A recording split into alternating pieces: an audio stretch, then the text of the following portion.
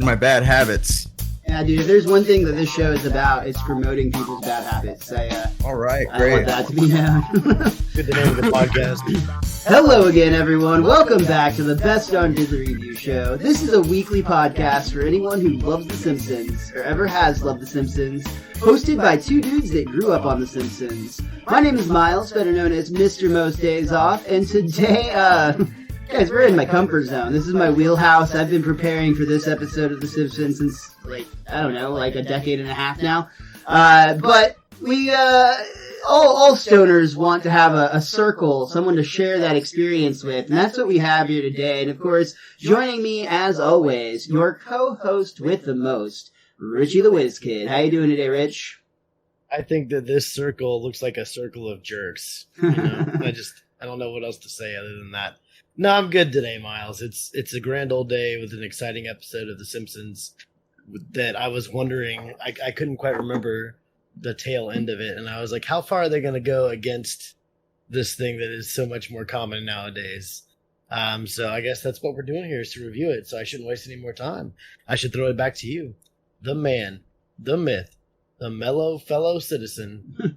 It is Miles. And to complete this triangular circle scheme, we've got a special guest today. So when he requested this episode like a while ago, and I warned him, I'm like, dude, it's gonna be a minute before we get there. And he's like, nah, dude, it's fine. And I'm pretty sure he thought I had bailed on him, but I wasn't lying. We have it. It's here. We're doing it today. Welcome to the show. He's the host of the Foolish House podcast, Hugo Gonzalez. How are you, buddy?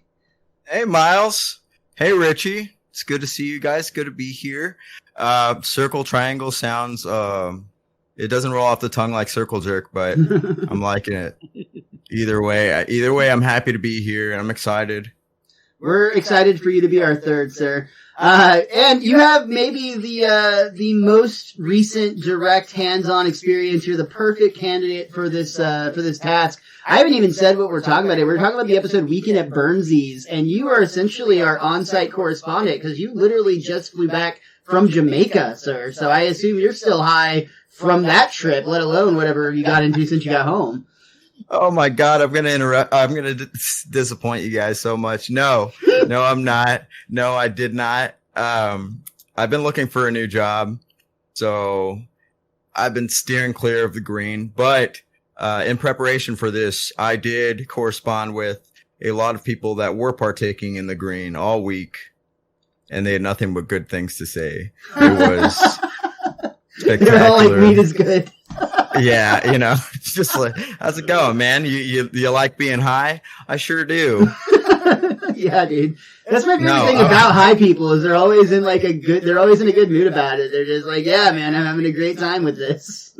Yeah, well, you got I stuck to my vice, my other vice all week, but I think this was the first time that I had stoners being aggressive towards me because I wasn't partaking. You'll be in a bar. It's a weird choice, dude. It's a seltzer. I know. Like, you going to Jamaica and not smoking pot is like a dude going to a horror house with erectile dysfunction. I don't know. It's it just doesn't make sense. You're not meant to be there. Hey, man, it was a friend's wedding. Hopefully, I would love to revisit in the future, and then hopefully I'll be in a position where absolutely I can smoke, I can partake. Yeah. I will say it smelled delicious, and it was everywhere. There were literally people walking with just plants down the beach, and it's like something out of a lucid dream. Like the ones that Homer have in this episode? Exactly. What the hell were they giving him in this episode? Yeah, honestly, I know, right? They did an acid episode without doing an acid episode, is what they did. Right, yeah, it's right. crazy. You're actually in kind of an interesting company because I always listen to the director's commentary for these episodes, and this episode featured a lot of names, which historically means not a lot of information is shared. It's mostly them just bullshitting, but This DVD commentary featured Al Jean, Mike Reese, Don Payne, Max Cross, David Silverman, Tom Gamble, John Beatty, Matt Selman, and Matt Groening, who all gave credit to the idea of this episode to George Meyer, who recommended the idea of Homer becoming addicted to medicinal weed. And throughout the course of this commentary, they essentially said that not only do none of these Simpsons writers smoke any pot at all, the Simpsons writing room is arguably the most sober environment any of them have ever worked in, and they were 100% sincere in this fact. So I thought that was actually quite striking. Yeah, I mean that kind of makes sense to me. I mean, I know both Conan and Odenkirk both wrote for The Simpsons. Well, did Odenkirk write for The Simpsons? I don't know that Odenkirk wrote for The Simpsons. See, I think it was you see an Odenkirk in the opening credits on I don't know if it's the newer seasons or not, but it might be. Doesn't he have? I think he has a brother or something too. Oh yeah, he does. But yeah, I know they're famously sober for the most part. Sure. Yeah. I mean, obviously, no one is required to do drugs to be funny, but it is weird because I think there are a lot of like the more famous comedians that you know of definitely use some inspiration. Yeah, I think all the Harvard alumni are doing shit like nitrous. Like they're doing those. Like, they all have a serious mushroom addiction, but exactly. But they don't. No. Weed. I don't touch weed. This stuff. No, I also thought it was interesting though, just because this commentary was recorded somewhere circa 2010-ish. And in California, of course, which is arguably even more ahead of the times or definitely more ahead of times than Texas when it comes to the whole pot issue.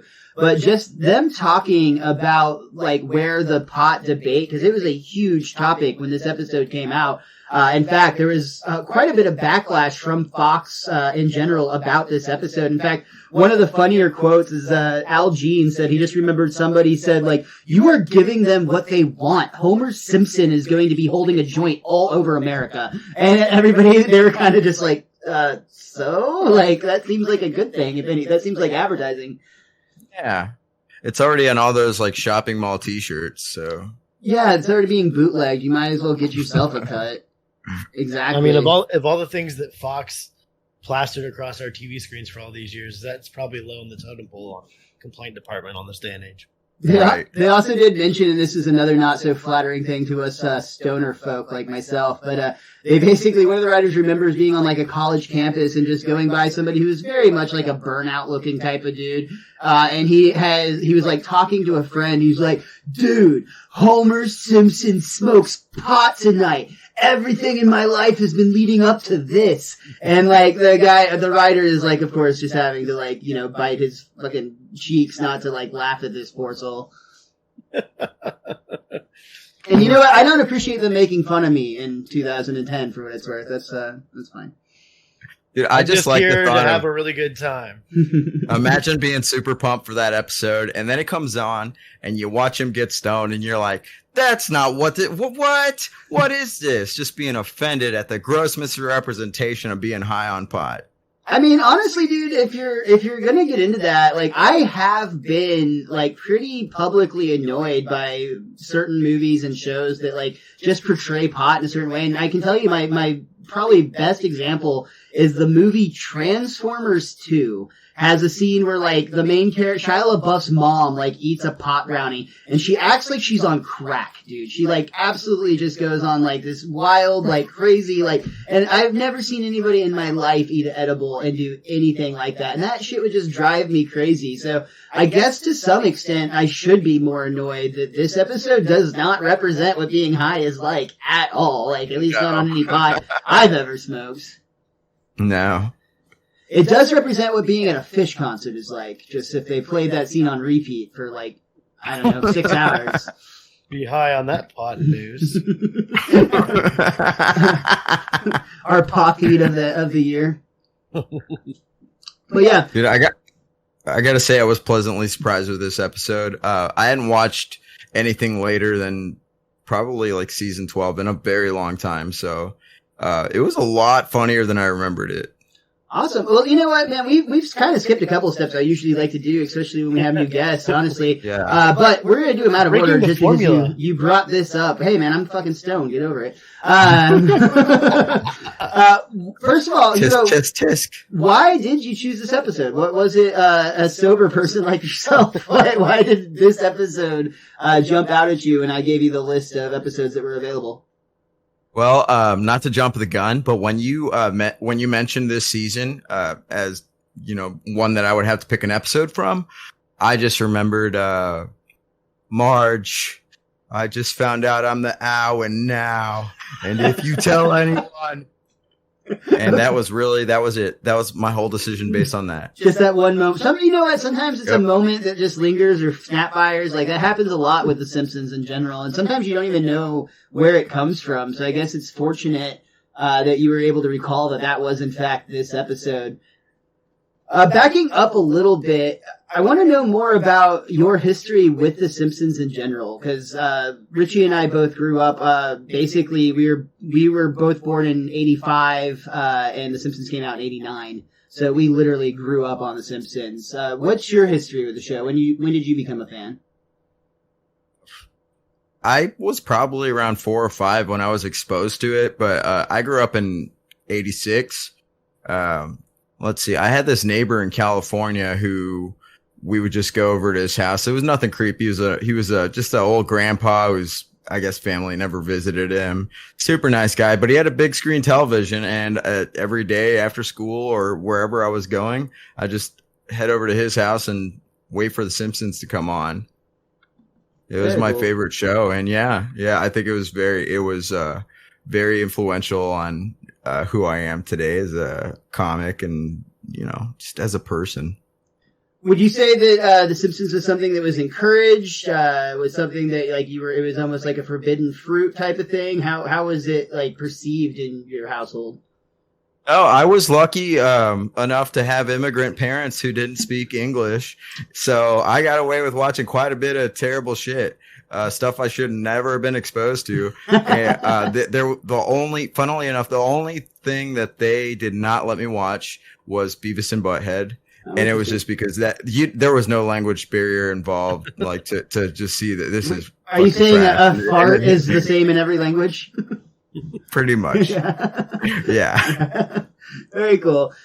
So you said it impacted you, it influenced you as a comedian, and I think that's so true of so many people that are our age in general, regardless if you do stand-up or if you're just the funny guy at a party or if you have your own podcast like every person on the planet, or any format that you try to essentially express yourself. I think The Simpsons influences a lot of our sense of humor, so I agree with you especially with the stand-up. Do you find yourself, when you're writing for stand-up, referencing Simpsons to yourself?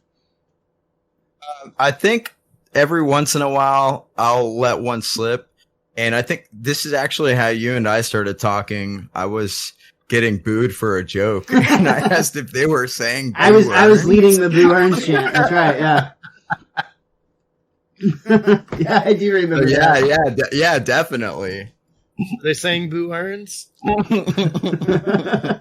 Yeah, that was at Smokestack. Shout out to Ian and those guys who are on that very fun mic that can be a wild time and often very, very painful. It can get chaotic sometimes. I think that was one of those nights where nobody's laughing, so I just start making the stupidest jokes I could think of. Yeah. So those boos were earned. That's most open mics, to be fair. Absolutely. Yeah. Boos earned. Dude, I still, it's probably the reason I'm not successful along with just not being talented. But, I still to this day, I have my comedian bio, and I use both the words cromulent and embiggens in my comedian bio to this day. I always assume it's either going to have one of three reactions. Either the person is just going to think I'm too stupid to book, which is possible. They're going to get the joke and think I'm a genius, or they're going to have to Google it to see if they were wrong. And when they see the joke, they're going to be like, "Whoa!" And I just have this fantasy that that's how it's going to happen for me. I mean, isn't it really nice when you come across a person that totally gets what you're doing, though? It's really cool. and I often will get introduced, going on stage as like a Simpsons podcast, and it's interesting because I can already see a lot of the times people in the crowd, it's like, they don't care what I'm going to say. They just want to talk to me about the Simpsons. Which is fine. I get it. I'm the same sometimes. Half the time I've been just watching. Say the thing, Miles. Say the thing. Say the thing. Be cromulent to each other. Yeah. Oh man, that's awesome. Dude, alright, let's dive into this specific episode a little bit then, sir. We are again talking about Weekend at Burnsie's, which originally aired on April 7th in the year 2002. So that would have put me firmly as a sophomore in high school. And honestly, I do not remember seeing this episode when it came out. Like, I think I didn't see this episode actually until I had the DVD of it in college. I think we were actually I was actually going to the back half of the junior year because did we graduate in 03? You graduated in 03. I graduated in 04. Okay, yeah. So it tracks. Yeah, it makes sense. Oh, look at us, dude. Yeah, we just we got a whole little chain going on. We really are a circle triangle. This one did not have a chalk gag, usually a sign that the episode runs a little long, but the couch gag was the Simpsons were essentially untrimmed hedges, and somebody came and like Edward Scissorhands them into a normal Simpson shape. Boom. Yeah. Goes the dynamite. We open up at the Simpsons dinner table where Marge is asking if they can guess what's different about dinner tonight when they basically say the same old garbage. They're eating genetically modified vegetables, which like Marge is trying to assure them it's fine. They're like, but I think the first line is like, this corn doesn't even look big. That's baby corn. That's baby corn. I think it's Lisa that explains that American corporations should stop playing God with nature, but Marge tries to assure her that there's nothing to be afraid of. They're all grown by the vegetable division of Union Carbide. But then, like, I can't remember, is it the potato starts eating the carrot. Yeah, the potato starts eating the carrot. Is that why Marge thinks they're so neat? Maybe. I mean, that would be kind of neat, man. It honestly... Oh, sorry, go ahead. I was going to say you could have like a little gladiator type scenario in your dinner table. Yeah, that's really terrifying. Nice. Yeah. I thought the potato, like when it actually started talking, looked like Homer's beard with his mouth. Like if you go back and watch it, like it looks like it would have been really easy for them to just move that kind of drawing over it and make it look like a potato. Maybe that's why Marge likes it so much. I did not make that correlation. I'm not gonna lie. It kind of looked like that to me. A good observation. Why? Thank you very much, Gladiator. I'm imagining a lot of terrible scenarios with that potato and Marge now. I'm still more horrified by your concept of like the vegetable gladiator thing. It's like, oh man, it feels like we're just like doomed to repeat history again. These poor modified potatoes. I mean, they have souls, man. We need entertainment. Yeah, that's fair. Marge decides the solution to getting around these genetically modified vegetables is to garden herself, but with vegetable growing in the garden, it brings scarecrows, so she actually has to build it brings crows, so she has to build a scarecrow. But she starts with just a T frame. It looks like a lowercase t, which apparently is a symbol in the neighbor's religion, where they decide to come and pray to the cross. And instead of shoot. I love that instead of Marge having to shoo the crows, it's just having to shoo the Christians, which, to be fair, are equally invasive. That's true. And they won't stop eating my corn. Maybe more so. And I think, like, after she turns around, they, like, run back and keep praying a little longer. Yeah. Yeah. Yeah, they don't give up. We see that... Oh, I lost my place for a moment, sorry. Basically, it turns into a feud with the crows, but Homer apparently beats them and becomes the crow leader. We find out when he goes to Moe's and this entire... Oh, yeah, that's right. Yeah, he comes and he attacks the scarecrow, thinking it's like an invader in his yard or whatever. He, like, smashes the pumpkin, which later he'll join that band, so I guess that's kind of an audition if you think about it. I think that's already happened. So. Oh shit! Yeah, damn. That's he's just reminiscing of the past. Yeah.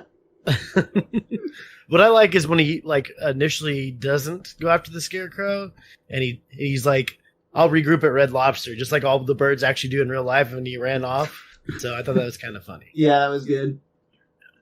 Did you guys read about the Scarecrow's whole outfit made up of different components from the series? Oh yeah, dude! I'm so glad you brought that up because it was like almost like a pop-up video. Like from VH1, where it's like, this is the garment from episode 2, season whatever.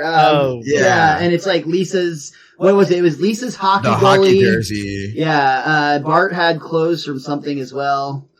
I don't know. That was a great little touch. I like that visual bit a lot. But I've talked about on this show in general. I am a sucker for that type of like informational like bop. Like I love to watch movies where like little factoids will pop up on screen while you're watching. I'm like, all right. It's like basically like IMDb is just like feeding you little trivia bits as you go along. I'm a sucker. I love that too. I'm a sucker for that. So this reminded me of that. But yeah, so Homer beats the crows, and I think it's he's going to the bar where they're following him, and he's just casually like, "Yeah." So Lisa says, "By killing their enemy, I became the Alpha Crow." I gotta admit, I'm kind of nervous here. We haven't seen Barney since they enveloped him. I'm sure he'll turn up. Oh man. Look, here's one of his buttons. I think Mo just finally is like, that's it, I've got enough. Get them out of here. This ain't no crowbar. This is a crowbar. He points to that painting. Yeah, we got Russell Crowe, Cameron Crowe, Crow Diddley, Hume Crowan, and Gregory Peck. Yeah, I like Gregory Peck. That's a good touch, yeah, for sure. Yeah. That takes a sober brain to come up with a joke that good. Oh, yes. But even at home, it's becoming a problem because Marge is complaining about being uncomfortable having a gang of crows in our bedroom. It's a murder, honey. A group of crows is called a murder. I'm sleeping on the couch. I love that line so much. It's like, yeah, Homer like is usually one to miss the bigger point, but in this case, it's just such a specific miss. It's very funny. He's getting into a fight with the crows over Maggie outside, if I'm not mistaken. They're like tugging on her diaper and it catches wind, and Homer is very chill about the fact that his baby wants to fly. Yeah. Well, he's very chill about it until the crows come and take her away. Yeah, they grab her. Flying her around the yard. And I think he's like put her down, and so they oblige in classic cartoon style. They're holding on to her shirt. And she just slips out of the shirt. Yep. And then she takes her classic diaper. Cartoon style. Yeah. She takes her diaper and unfolds it and turns it into a parachute. Yeah. Dude, that actually very much reminded me of the video game Virtual Bart on the Sega Genesis. If either of you played that, there was one of the levels which you played as baby Maggie, like running out on like the clotheslines and having to dodge birds and shit. I hated that level. It was very difficult. Dude, honestly, that whole game was a game that I remember very fondly, but like even when I've tried to play in more recent times and thinking back, it was really hard. Freaking Gauntlet. Like so difficult. Hard. Yeah, and yeah. I think like the farthest I ever got with a lot of stuff was like the first level where like you're throwing tomatoes at the school as they're going by. Which is the best level. I beat that a couple times and got to the eggs, but I never got past the eggs. Yeah, I think a lot of I mean, not to derail things, but yeah, a lot of those early Simpsons games, like it took a while for them to make something worth playing, but the appeal was that the Simpsons were in it, so I still love the shit out of all of them. Yeah, I mean, like if you go really far back, you're kind of right because like all of the NES entries, like Bart versus Space Mutants and Bart versus the World, yeah.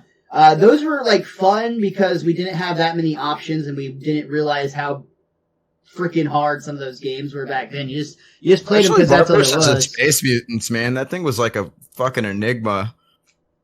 Dude, I that's another one. I got past the first level like a couple of times, but I never got past them all, like ever. Like just those dancing shoes or whatever. The hats were what got me.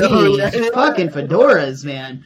I'm trying fucking fedoras. You know what that Fedora said to the tie, right? Oh, Jesus. What's that? You go on around, I'll stay on ahead. Supposed Supposed to be the tie said to the hat, you go on ahead, I'll look around. I like that.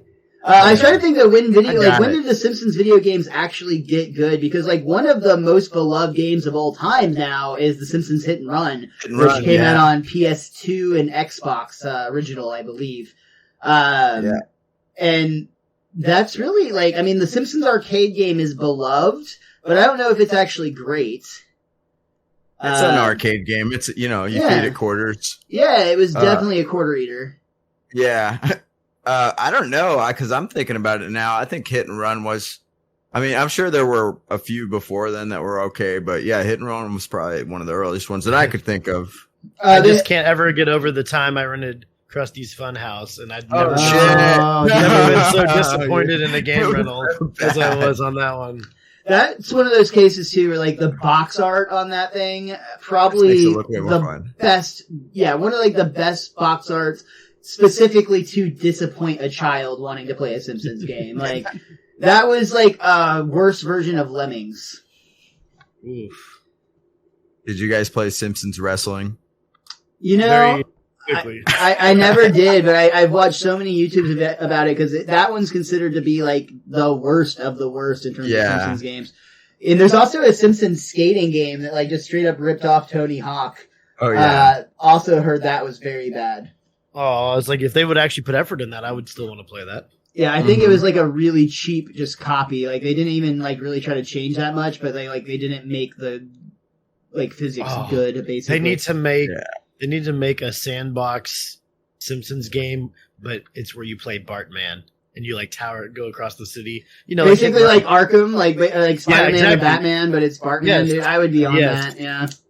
And honestly, I will feel like that would be a fun thing where like you could switch between Bart and Bartman to do different objectives. Like if you need to go to school to do a mission, you can. But then at night, okay, I'm on board. Make that game. Let's do that.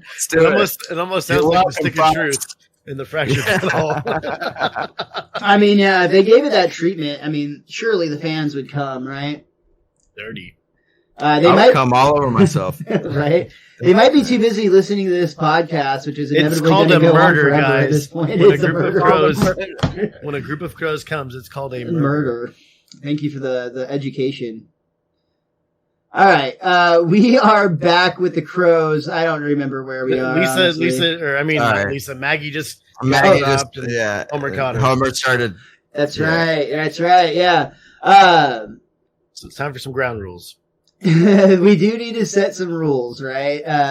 And Homer's like basically trying to like play like mean dad with the birds, and just ends up with him getting his eyes pecked out. Well, they start talking to him in cause, and he knows what they're saying. He's like, "We'll get to that." Oh yeah, that's right. All right, well, shoo, you stupid crow, shoo, shoo, shoo, and then he starts screaming, "That's not a worm!" I like this line too, because he's like immediately like, ow, I hate getting stitches in my eyes. Like, as if he enjoys it everywhere else. Also, this is not his first time having stitches in his eyes. Yeah, for sure. Don't be mad at the crows, Homer. They were trying to blind, or they weren't trying to blind you. They were just trying to drink your sweet eye juice. So he's like, fascinating, doctor. Can you do something about this searing pain? Well, there is a medication, although it's a little controversial. Does it go in the butt? I'm talking about medicinal marijuana. Prescription pots. Texas THC. Homer immediately gets very weirdly, he's always kind of weirdly conservative, but he's like, look, man, I don't do drugs. Homer, for your eyes, the best tonic is chronic. And then Dr. Hibbert goes into like a pure pressure moment, because he's like, even like, you're not afraid, are you? And that sets off a flashback to Homer's bad experience during the golden weekend between summer school and regular school. We see a young Homer meeting up with a young Lenny and Carl, who introduce him to marijuana and even straight up tell him, they're like, yeah, they say it's the gateway drug. And then we get, I think it's a young Chief Wiggum at that point. Yeah, it is. We got a wah. It's if it isn't the Doobie Brothers. Uh-oh. Crush the weed, man. Yeah, smell any drug, Sergeant Scraps? And we get a snarling, whatever fucking dog. Doberman. Yeah, there you go. And I almost said Miles put the weed in his pants. Homer put the weed in his crotch. They expect you to put it in your pants, dude. You can't just stop there. So if you put it in your butt, does that mean it's ass crack at that point? Yeah. You can sell it for more, though. That's true. It's like those coffee beans in those countries where they feed them to monkeys. I'm not familiar with that. You're going to have to enlighten us. I'll tell you about it another time. Okay. Guys, I love this. I love this scene so much because I once was smoking at a park overnight with some friends, and a cop came out, put his lights on, starts walking towards us, and I had to put a joint in my crotch, and I did not stub it out as much as I thought. So I'm pretty sure it burned all the hair on my taint. Nice, dude. I just picture it's one of those TV or movie moments where the cop starts going, "You smell something funny," and everyone's like, "Oh no, he smells the weed." And he goes, "It smells like seared skin." Oh man. Much like virgin asshole. Hugo, did the 60s end for you that day in 1978? I like Hibbert again. Hibbert's like essentially being like a peer pressuring, I guess, peer, which I just used twice. That makes sense. But he's like, Homer, you can't let a single bad experience scare you away from drugs. Marijuana is only illegal for those who enjoy it. Medical use of marijuana is legal in this state, and we'll even provide you a prescription bong, which you gets the choice of wizard or skull. Wizard. I'm a skull man myself, but to each their own. Yeah, I like the skull myself as well. You guys just smoke out of the skull of the human you claim, the human life you claim? I mean, you're sending it a waste otherwise. Hugo just admitted he doesn't have any friends, dude. That's all that is. Because he has so many skulls? No, because he said it had too many holes. You just have to have one person for each crevice. You're good. That's how COVID started, man. Yeah, that's true. like to be the solution, not the cause. Yeah, no, because of some crotch. Everybody was wearing a mask while they were sharing a bong. It's fine. Okay. Oh my God! There's a song here. Go ahead, Rich. No. Occasions, persuasions, clutter your mind. Incense and peppermints, the color of time. Okay, let's see. Toke as needed. And this is objects may appear. So this is Smoke on the Water. This is him singing to the tune of Smoke to the Water. Yeah, I did too. I didn't think of it till you were singing it wrong, really, really wrongly. I'm like, oh, this isn't right at all. I just watched the episode too.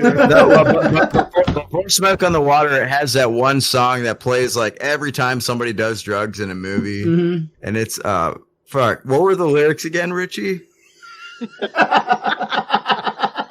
Uh-oh. Let's get back up to it. Occasions, persuasions. No, Miles, I don't believe you. Clutter your mind. I'm going to read the same. Incense and peppermints, the color of time. Okay, let's see. Toke is needed. Caution, objects may appear more edible than they actually are. He's actually like reading like the side of the joint bottle that they came in. I really like this setup though, because essentially Homer is getting high legally up in the room, and he immediately is becoming very into music and whatnot. And downstairs you can just see Marge and the kids, and like pot smoke is just billowing into the kitchen. And of course, immediately Marge's like, "Oh my God, that's smoke!" But the best is when Lisa's like, "It smells like the art teacher's office." Smoke on the water. Da da da da da da da. Oh. I like he just makes up his own lyrics because he's saying stuff like, the house had died with an awful sound. I'm hungry for a candy bar. I think I'll eat a mouse. Homer, you're doing drugs. And now I'm guilty of possession. I could go to prison unless I testify against you. Marge, it's making my eyes better. And it's legal. I can walk up to the president and blow smoke in his stupid monkey face. And he'd just have to sit there, grooving on it. For reference, that was George W. Bush that he was referencing. Just That's right. Yeah, that could have aged very poorly. Yeah, honestly, you're not wrong. Yeah. Terrible. This is where we get to the portion that inspired Hugo's presence here with us tonight, which we're so grateful for. Honestly, we're having a great time with you, man. But this is the line that you referenced, because it's basically Marge is at home and she's saying how much she loves talking to Homer on the phone, but like they just talked 5 minutes ago. And this is where Homer explains, Marge, I just realized I'm the owl in the word now. Hugo? And if you tell anyone... So dumb. It's such a dumb joke, but it's so funny, and I'm glad that it just randomly hung with you. Honestly, that makes it a not so bad joke, right? No, it's hilarious. I love it. Hey, Hugo, hold on. I've got call waiting. Hey, hello, it's me. Yeah, hey, I've got Hugo on the other line, and he is totally bumming me out right now. This is Hugo.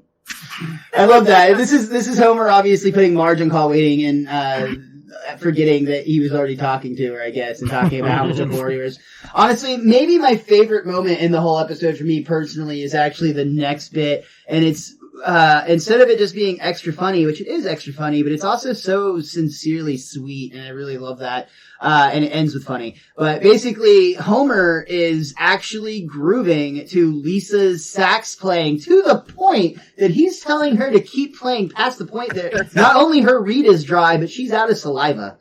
And it's 1 a.m., isn't it? Yeah, it's 1 a.m., Dad. I love too, as like he's sitting there like grooving, he's just like thinking to himself, man, that saxophone would make a great pipe. And this is it would where we're probably getting... make a terrible pipe, to be honest. Dude, you talked about too many holes, dude. I used to play saxophone. Yeah. There's just a lot of valves and shit would just not... It would be a pain in the ass. Yeah. I wanted to learn saxophone because of Lisa. Same. I think I went to record her. Dude, I talked my daughter into playing saxophone, like specifically so I could have a little Lisa Simpson. Nice, dude. That's awesome. Yeah. Is she already smarter than you? Oh, absolutely. That makes sense. She was born smarter than me. That makes sense, yeah. This is where there's kind of a tonal shift, an energy shift in this episode coming up, because we're going to get the catalyst to things are going like great right now. We're going to kind of get like the moment that swings them going the other way. When the doorbell rings and we hear a hi diddly hey, Homer.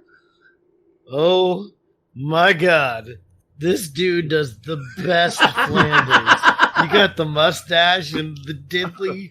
Okay, now do Wiggum. And the best part is he does. He's like, it's me. It's me. It's Ned. Right. The God dude. Hey, I got a question for you.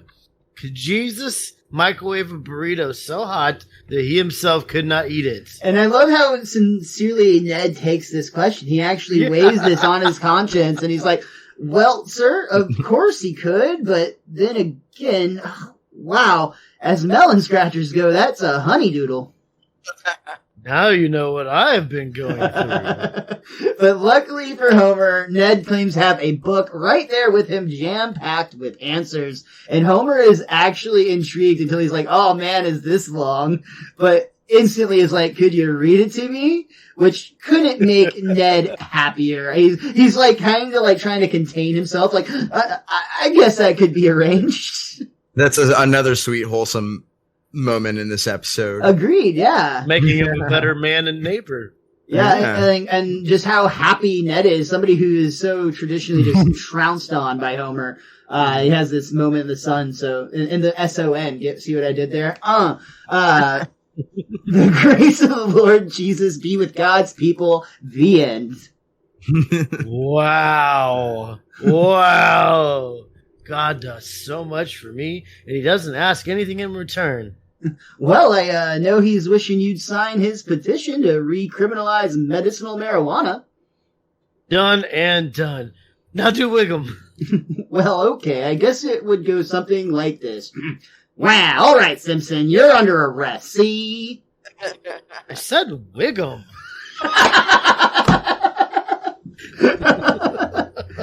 So they were originally, I'm going to fuck up, who does the voice actors on both those characters? They were originally going to have the person that does Ned do both, but then they ended up bringing in Wiggum for it. And I feel so bad. Azaria. Thank you. Yeah, Wiggum, yeah. Mm-hmm. Harry Shearer. So they were originally going to have Harry Shearer just do a Wiggum, but it just never came out right. So they had Hank Azaria come in and do it. Yeah, that would have been funny.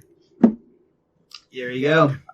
I don't know. It's pretty fucking funny that they actually had Hank Azaria do the Wiggum voice, and Homer's still like, "I said Wiggum." Yeah, I think Homer's cap on that really brings it all together. We have like another just like real solid shift here in the episode because like out of nowhere we're catching up with Mr. Burns and Smithers, Smithers is giving Burns some feedback on his jokes for a speech that he's about to deliver. He's like, it's a bit of a downer, sir.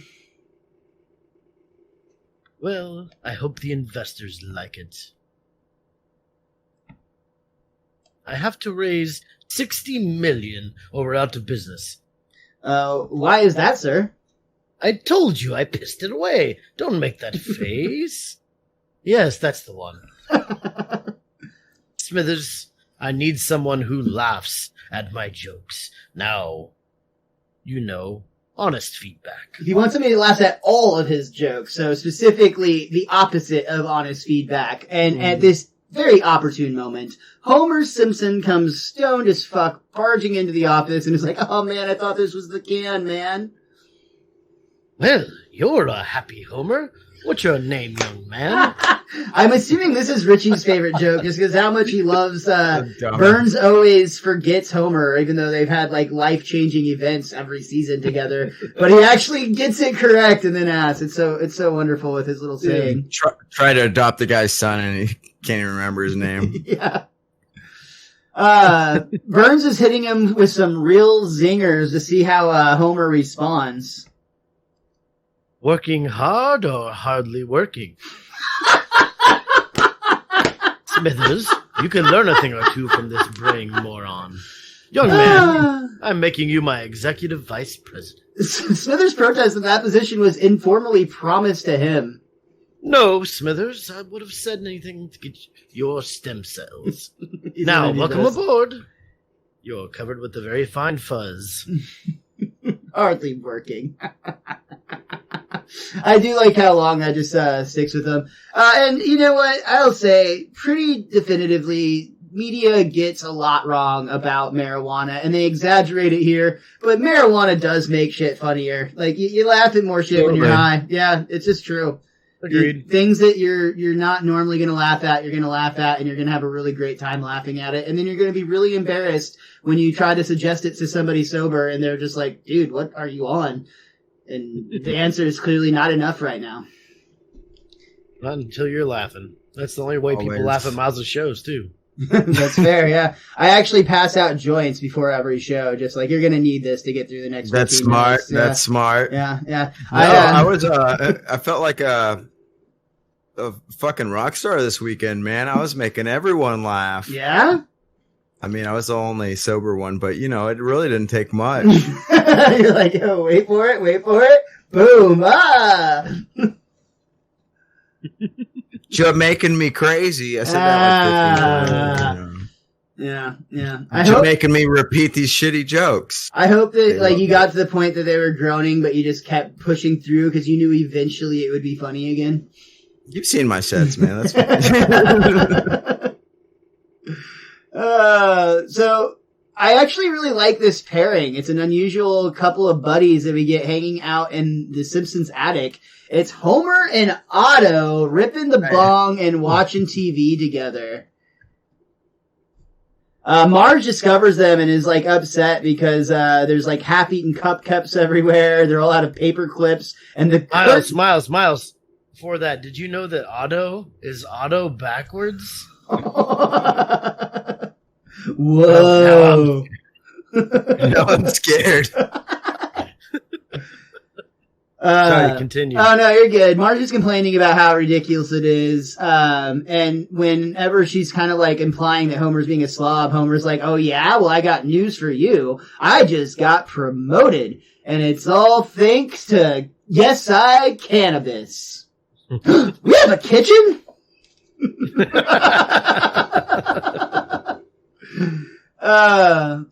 Wait, is this is where we're actually at? I jumped the gun on that. You jumped the gun. You were confusing everyone in the world that was. It's okay, man. I think it's no secret.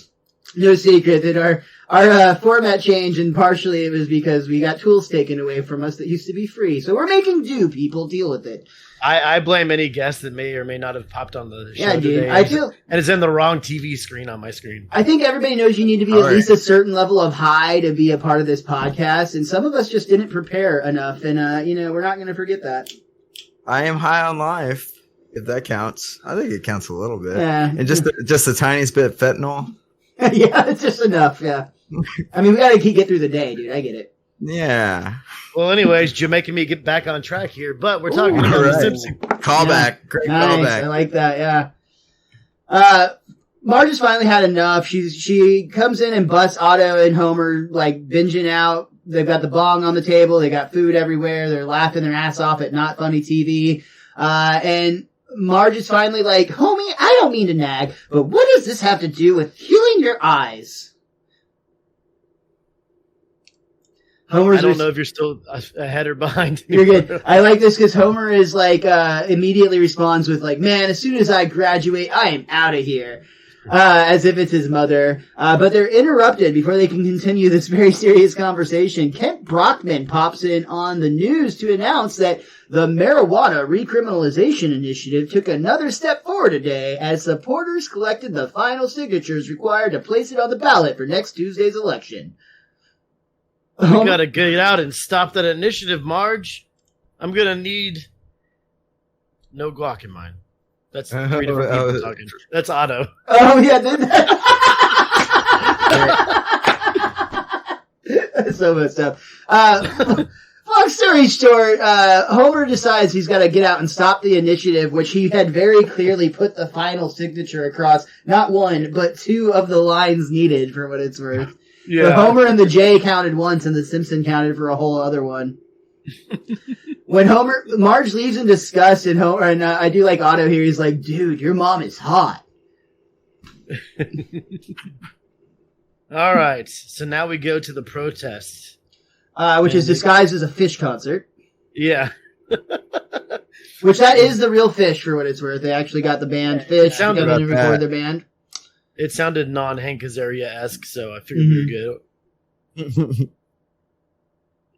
Oh, actually, one more quick note right here in this area. At one point, somebody makes a joke about, they say, they're called fingers, but I've never seen them fing. Fing! That was Otto. They got called out. The writers got called out on this joke specifically because they had previously used that in an episode of The Critic. Al Jean and Mike Reese did. And Al Jean's response on that was simply like, "Look, we don't actually have like an official database, and we've done a shit ton of jokes, so like, yeah, we probably did repeat it. It wasn't like we meant to. We just thought it was funny twice on 2 different occasions or whatever." And Mike Reese said, the good news about it being first on The Critic is basically that means everybody saw it for the first time on The Simpsons anyway. Anyway, back to... I didn't know about that. That's awesome. I love The Critic, too. Yeah, dude, The Critic was definitely an underrated show, and I don't know if you're aware, but we actually had Mike Reese on the show specifically to talk about The Critic and the episode of the crossover Critic with The Simpsons, which was like a really, really great conversation and a really good time.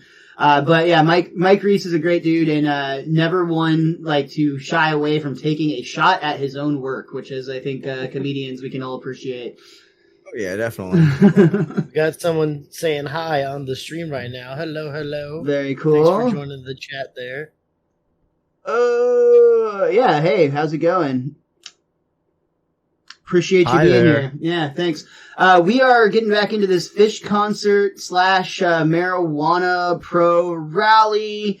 They actually, this was a cool story too. Sorry, one more from the commentary. Matt Groening actually said that he went to a Fish concert and that Fish was alerted that he was there. So in the middle of one of their like jam songs, which a Fish concert, if you're not familiar, it's like a jam band. So they all have songs that will just like kind of flow into each other for like a really long time.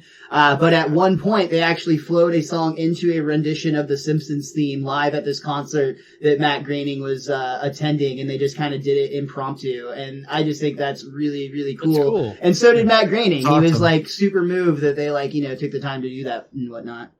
It's awesome. Yeah, good times. So Fish actually brings Homer up on stage to basically rally the troops. They did mention that this is really a wasted, oh my god, what's the movie? Citizen Kane. They did like basically a Citizen Kane reference here for no reason with Homer's giant picture up on the wall behind him that nobody really got. And he goes into this very, motivational speech to vote against this legislation, only find out that the vote actually happened yesterday. I do love the way he found out is when they tell him, he's like, what? And he turns, and on stage, there's one of those like, newspaper machines, and he like pops a quarter in, grabs a newspaper, and sure enough, today's headline was yesterday's vote was a fail for marijuana reform. Oh. Unfortunately, that real poppy was a little late for the job. That sucks because when you suffer from glaucoma or you just rented The Matrix, medicinal marijuana can make things fabulous medically. Yeah, my doctor says I need weed to get high. Yeah, dude. Yeah, it's true. It's a step you have to take. I also really love when at first they're like, hey, thanks so much for taking off your jobs to be here today. And everybody in the crowd is like, jobs? Oh, there's that part where Fish stops playing and they're like, all right, who's smoking? We need to see a medicinal marijuana license. Yeah, we want to double now. check immediately. So they all spaced on that date and they don't know what to do. So they're like, well, he can't just stand here staring at our hands, although, wow. Oh, then Homer's like, that's right, I married that chick. This is where we get the fingers fing line I just talked about. And I think this is actually an act break where we come back into our third act to find that Police Chief Wiggum is leading a burn on all medicinal marijuana. It's now illegal. And of course, this brings a huge crowd of people downwind of the weed, just like bringing it in. So Wiggum has a solution, and that is to throw a sack of dirty barber hair onto the fire, which is a sad, sad day for everyone. Yeah. It's probably what it smelled like when I had that I was going to say, yeah. burning joint in my house. Dude, yeah, it's a whole different fire crotch situation. Did someone throw a sack of barber hair onto the fire?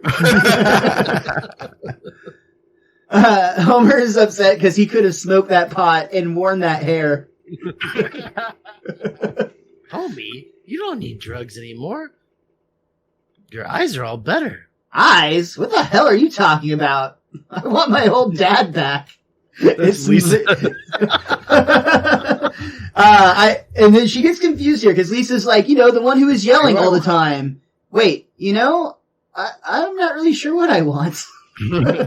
I have to say, Yardley Smith's line delivery on that is really brilliant because that's kind of a nuanced line, and she really you can kind of, even though it's only maybe 5 to 7 seconds total, you can see Lisa go through a complete emotional shift, even with just the voice acting and animation. Yeah, definitely. It was funny. Yeah. She tells him it's over. She Yeah. says, look at the eyes of your children and promise them you'll never do drugs again. All right, I'll do it for my kids. As long as you're doing things for me, would you tie Especially up your Bart. bath? Oh. It's sad. It's sad when it's Marge. It's funny when it's Bart. That was Bart doing an impersonation of Marge. But yeah, Bart requests that he keeps his bathrobe shut. And Otto just wants to see if he can still crash here. Get out! Yeah. Hey, remember that time I dropped my keys and you thought the phone was ringing? Yeah, get out. That reminds me of the time. I forget that episode where they kick him out of the home and he's like, "You got mustard in the." Never mind. I had mustard. Homer goes to the one place he always goes when he needs to feel better or get through a problem. He's at the bar with Moe and the barflies, and Moe's concerned because he's like, "You're drunk, but you're not like sloppy drunk." Going cold turkey isn't as delicious as it sounds. Look, I'm really glad you're off the wacky tobacky because you were getting all spacey and everything. We were thinking we were going to have an intervention. Yeah.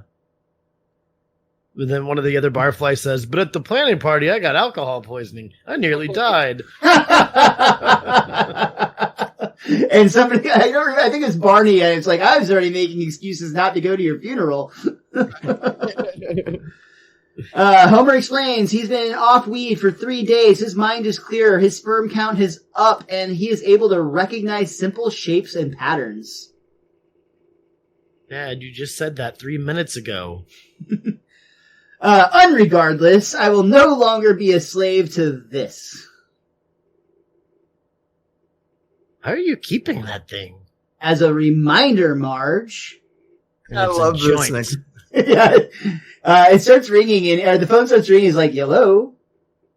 Oi, hoi, hoi, Executive VP. I'm putting the final touches on my speech to the investors, and I need your generous guffaws. Oh, but I can't find you funny anymore. I'll either tickle your ribs or feed them to my dogs. Now, we're ordering out. What would you like on your pizza pie? Extra cheese! What do you take me for? Lorenzo D'Amici? See you soon. Marge tries to cover for Homer, just like reassure Homer that he doesn't need Mary Jane to laugh at Mr. Burns' jokes. All you have to do is picture him naked. With a funny hat on. We cut to Mr. Burns throwing some very not funny jokes at Homer, and Homer is just having a really hard time. He's actually sitting next to Smithers, and Smithers whispers over, he's like, "One of us is going to have to start laughing because if Mr. Burns gets flop sweat, he'll die of dehydration." And you can see like beads of sweat. One little bit. It's just one. Yeah. It's just one tiny bead of sweat. I'm drenching with sweat. I'm going to take a bathiola. When I come back, you better be laughing. And Homer brings out his secret weapon and explains that this stuff can make anything funny, even that show that follows Friends. Which could have been any number of shows at this time. Honestly, I didn't look up specifically what was on this date, but this was a time where basically, what is it? Sure it wasn't The Simpsons. Malcolm in the Middle. Was it Malcolm in the Middle, honestly? I'm just guessing. No, it was on Fox. NBC had like basically one heavy hitter for Thursday night for like a while, and they tried to build their lineup around it, and that was Friends. But I forgot that Friends was on NBC. Yeah, that's my bad. They did have some like the most notable big success that got its push coming off of the The Simpsons specifically was the show Scrubs. That show originally got placed behind The Simpsons. It got a big enough following that they actually moved it to a different night, and it kept its fan base. Nice. Interesting story there. I loved me some Scrubs. Dude, Scrubs was fantastic, except for the last season. Oh, wow. So Waylon and Homer get high together, which is fun. Starting hailing, Waylon. Yeah. And I think it's Smithers explains like this suit used to belong to Judy Garland. Yeah, that's right. And they could sing a song as long as Homer doesn't mind being Mickey Rooney. You mean that guy on 60 Minutes who yells all the time? 60 Minutes? Oh my god! Mr. Burns has been in the bathtub for an hour! So they're worried that they killed Mr. Burns because they didn't check on him and he's been in the bathtub for an hour, and it turns out they were right. Burns is dead, lying there in the tub.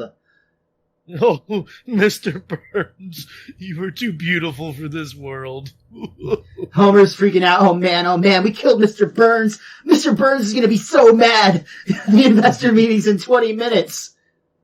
So what? I love when Mr. Burns is dead. Sorry, what? I love when Wayland grabs his corpse and he just slips out and smacks against the wall so violently. Yeah, there is some like kind of graphic, like painful looking. I mean, he's dead, so I guess not painful, but like just impactful animation here. Well, it's funny the difference between like Homer's body, which is more of like a marshmallow that gets punched around all the time, and then Mr. Burns, it's like a freaking right angle at every stop, essentially, which makes it true. Which makes the straight lines more menacing when they crack. I like this little jab at Disney right here when they announced that Burns is dead. So they're just like, so what? Michael Eisner's been dead for 5 years. Ted Turner's just a hologram. Now we've got to think. So we see that now Burns is basically being puppeteered by Smithers, and Homer is like kind of controlling him from behind. Smithers has him on cords from above, and he's telling a joke. Well, this is actually Bill Clinton first. Oh my God, you're so right. Yeah. This is Bill.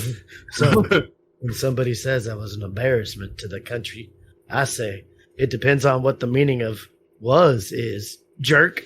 You owe me $200,000. Good night, everyone. Bill Clinton, everyone. I think that was his going rate back then too, when he was no longer president. It was 200,000. Yeah. Wow, he's Jimmy Carter with a Fox attitude. And now a man you will see is definitely not dead, Mr. Montgomery Burns. Mr. Burns, as we're running long, may we skip your speech and go directly to questions? Yes, head They bob. kind of do like a motion with the puppet. Mr. Burns, a two-part question. One, when will we see a prophet again? And two, what's that red stuff coming out of your ear? Mr. Burns, may I field that one? It's true we're losing money, but there's no reason we can't dance the night away. Yay! Everybody's into that. Smithers for does a reason. good job here. It's like he's thought about hooking strings up to Mr. Burns' body before. Oh, interesting. Oh, yeah. Yeah, I wonder if those clasps are tight, because he works it and gets Mr. Burns dancing all over the stage. And they're Right blown away that they were able to announce that they lost $60 million and were still getting cheered more than ever.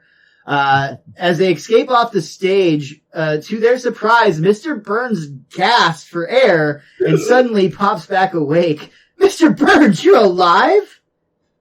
Yes, I regained consciousness during my big dance number. Those strings pulling me every which way jostled my heart from its slumber. And you wanted to take him to the hospital. Oh, and you didn't? Well, The worm has finally shown its fangs. Smithers, make me slap him. And more puppeteering magic, Smithers smacks Homer with Burns's arm.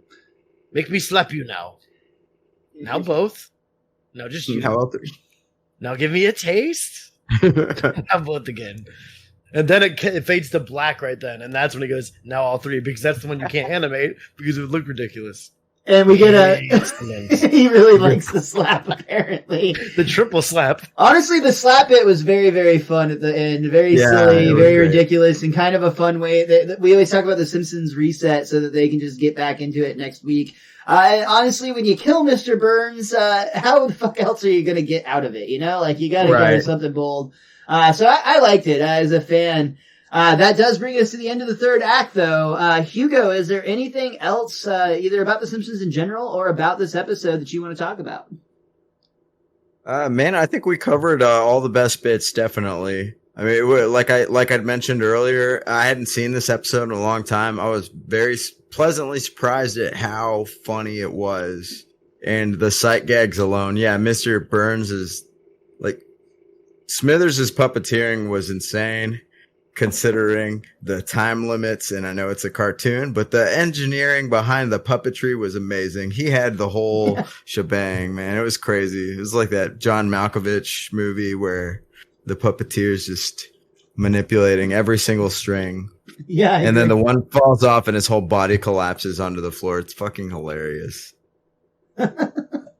I thought that the animation department did a really great job with some pretty absurd premises that they had to cover for this episode. Because they talk about it a lot on the commentary, but sometimes the writers just write stuff and then they almost feel bad for like, how the hell are the animators going to figure that one out? But they always do such a great job, and this is absolutely no exception.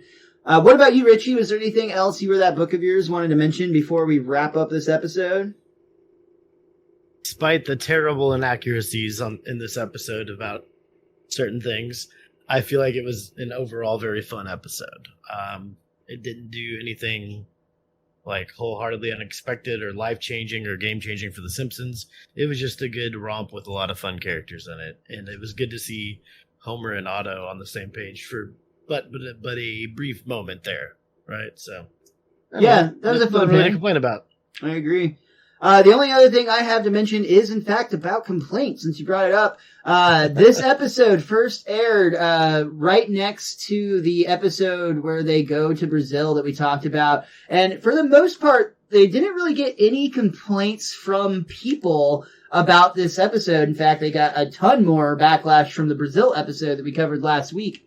But they still had to deal with a lot of censorship issues and just a lot of backlash from the networks and critics and all that sort of stuff.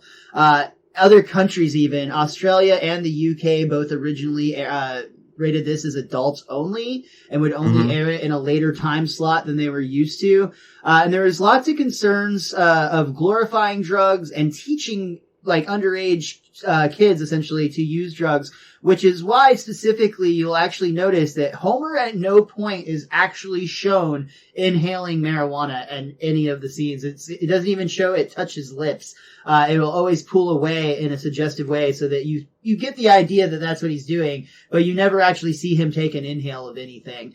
And just, it's an unfortunate thing. I think that the idea that marijuana laws are the way that they are now is ridiculous, and the fact that it's still not legal everywhere is nuts. But it just shows that going back, almost 15 years now, it was still very much a big, big deal, even globally, with showing a popular character using what was an illegal substance.